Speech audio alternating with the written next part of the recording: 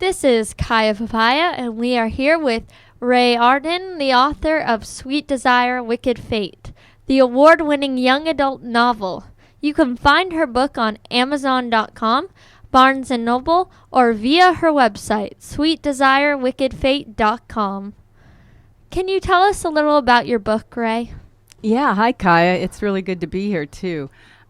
Sweet Desire, Wicked Fate is about a girl, Jaden Lissette. She's just shy of her 16th birthday, and she travels to Louisiana with her mom and sister.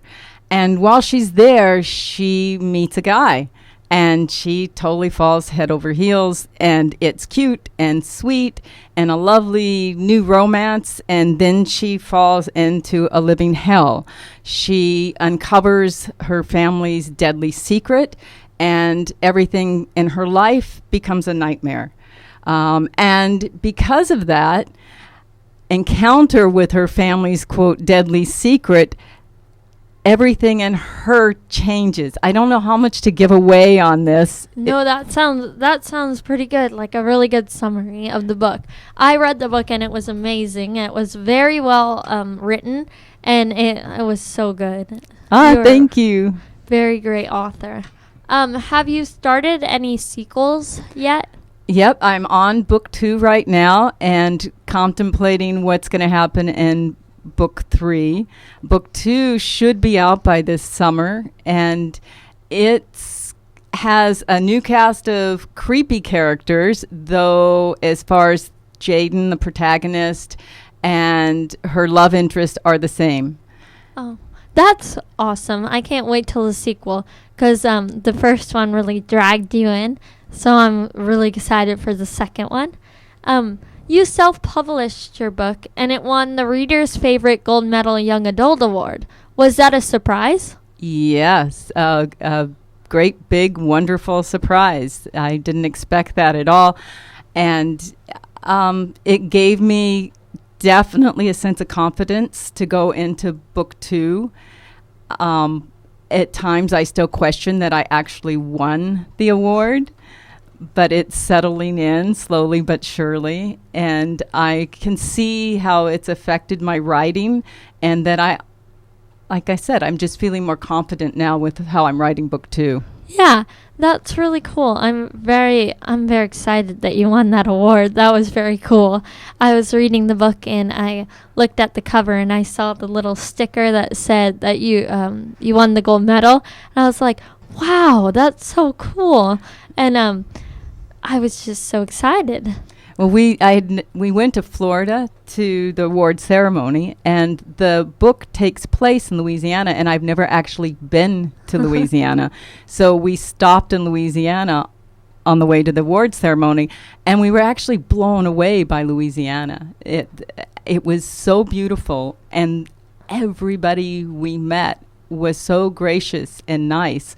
And you think of Maui and the Aloha spirit. They have the Louisiana spirit they're shiners. It was a great trip. Was Louisiana anything like you had pictured in your book? I was really pleased. I mean, I was doing research when I was there for book 2, and I was checking off in my head, okay, did I get this right? Did I get that right? And I was pretty accurate. Thank goodness for the internet, right? Yeah. What was your inspiration for writing the book? Stephen Lee Smeltzer. He's the Maui artist. He's my significant other, and he's a creative genius. And we had been asked to do a couple movie treatments. And at the time, I told him, make me some aliens, and I'll write a 3 to 5 page movie treatment. And when he made those characters, he also made the characters that ended up being the Maurus in my book. And he was really sad because I made them so creepy and mean. And if you're familiar with Stephen's art, it's real whimsical and sweet and fun-loving. Yes, his art is really beautiful. It's very creative, and it's so cute. Their little eyes and everything. They're very, they had their own little, like, soul. Like, if they were real, you could just, by looking at them, tell what they would like act like. They would talk to you. Yeah. Now, I know this isn't TV, it's radio, but I brought a show and tell. Oh, wow. This is Ezra, one of the Maui characters. Whoa. So, yeah, you can see why the story has a creep factor to it. Yeah. And definitely while you're reading the book, you create these monsters in your head. So, this one in particular was nothing like I had pictured it. So, is it scarier in person seeing it? Yeah. Oh, it is. Oh. Well, I mean, it was probably creepier in my head, but this is not how I pictured him to look like. Interesting. Yeah, but even by looking at him, you can tell his character. Like, you can tell that he's a little sneaky, little mean little guy. Rather vicious at times. Yeah, definitely. I don't know why Steve couldn't understand they came out in the story so mean, but... Well, I mean, you could make them sweet. They could be misunderstood. That's it. I like that. Okay. Maybe I'll add that into the sequel. How did you come up with your title for the book? I had another title and somebody didn't like it. So I was kind of pushed into changing the title. Sweet Desire, to me, is the beginning of the book. Jaden Lisette, she's smitten. She's like, for once in her life, not just one of the guys.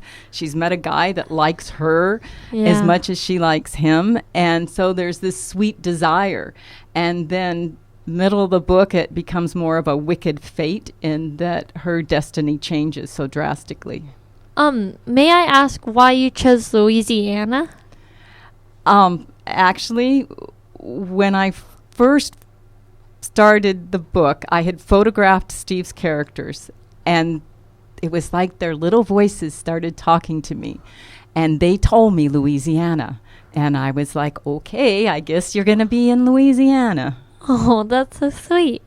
Yeah, I have a question. Are all the characters like the Malroos, is that how you pronounce it? Malroos. Are they all purple? No, they're assorted colors, actually. And some of the features in the book I changed from what they are as far as the sculptures, just to simplify them. When your husband made these, did he already have the names, or did you come up with the names? No, he didn't have a name for them, or each one of them being given a name. I chose Malroos because Mal means bad in Latin. And Spanish. And yes, and in Spanish. And Roo because in Cajun folklore there's Rougaroos, and they're this beast that roams the bayou that's part human, part werewolf, and there's all these different legends. Oh, yeah. And so the person that created these little monsters kind of named them that as a tongue-in-cheek joke. Yeah. No, that's really cool. And Louisiana was definitely a good place because they have bayous and they have quite a lot, right? Oh, it's incredible. We just had an amazing time down there as far as going out on the bayou rides and experiencing the magic and wonder of Louisiana. Who knew?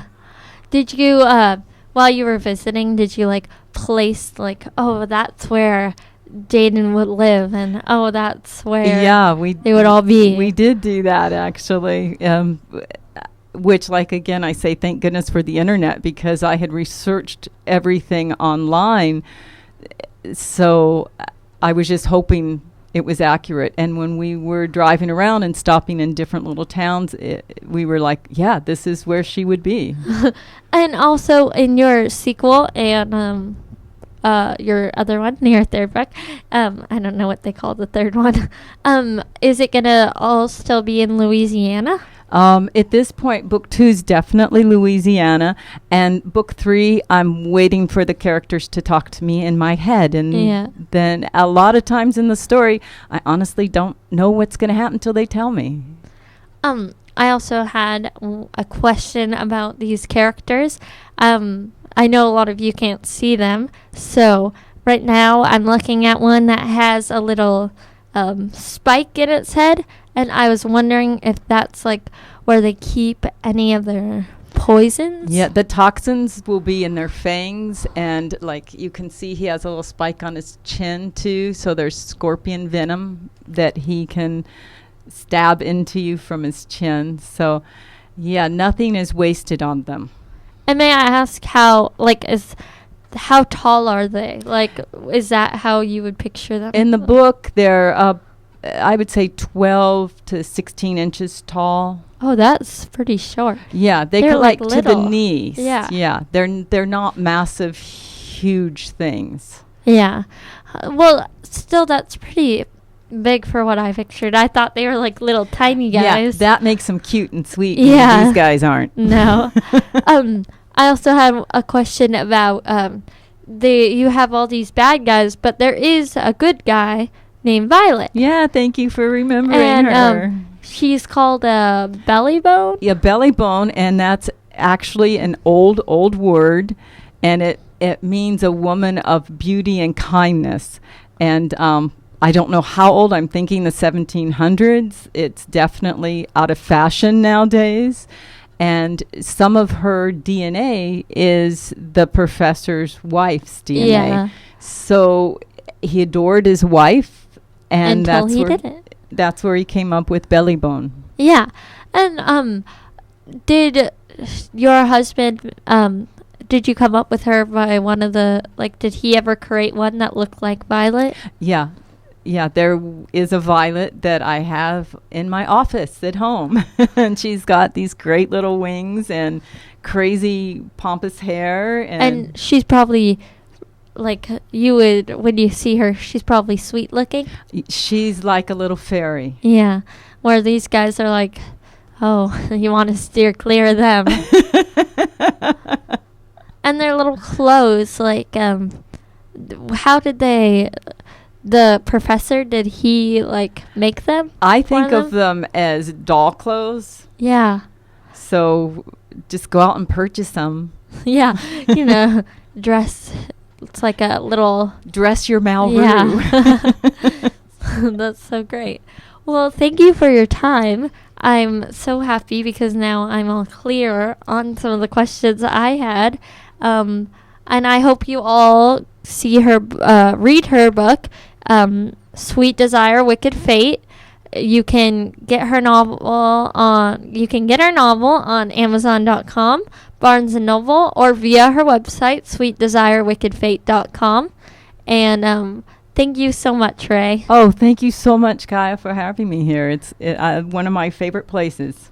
Well, I hope you all enjoyed that, and thank you all for listening.